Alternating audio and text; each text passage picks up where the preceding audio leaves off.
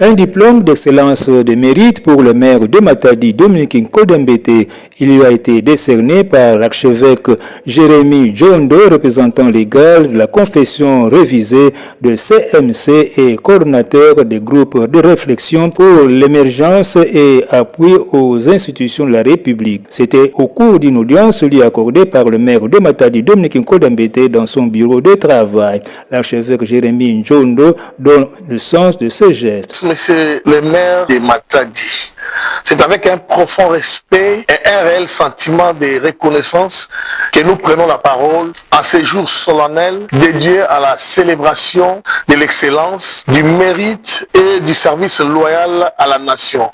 Nous sommes réunis pour honorer un homme d'exception, un serviteur engagé de l'État, un acteur incontournable de la stabilité urbaine et sécuritaire de notre chère ville de Matadi.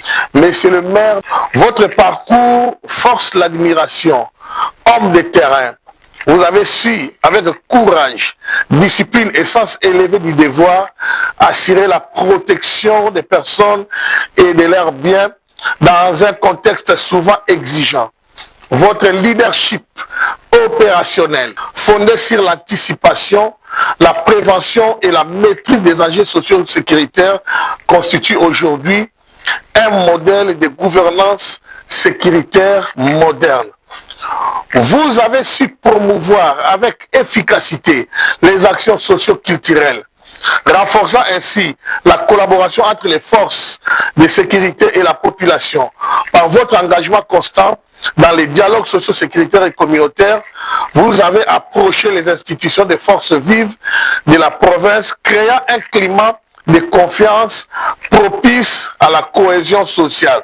Votre vision axée sur une politique de proximité mérite d'être saluée en travaillant étroitement avec les confessions religieuses, la coordination de la société civile, les opérateurs économiques ainsi que l'ensemble des institutions locales. Vous avez contribué à bâtir un cadre de concertation inclusif et durable.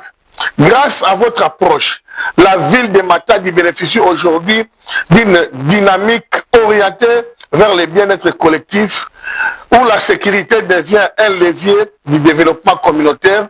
Vous avez compris que la paix ne se décrète pas, elle se construit patiemment à travers l'écoute, l'engagement et l'action concentrée en exécutant minutieusement la vision du chef de l'État, M. Félix Antoine Tshisekedi Tshilombo.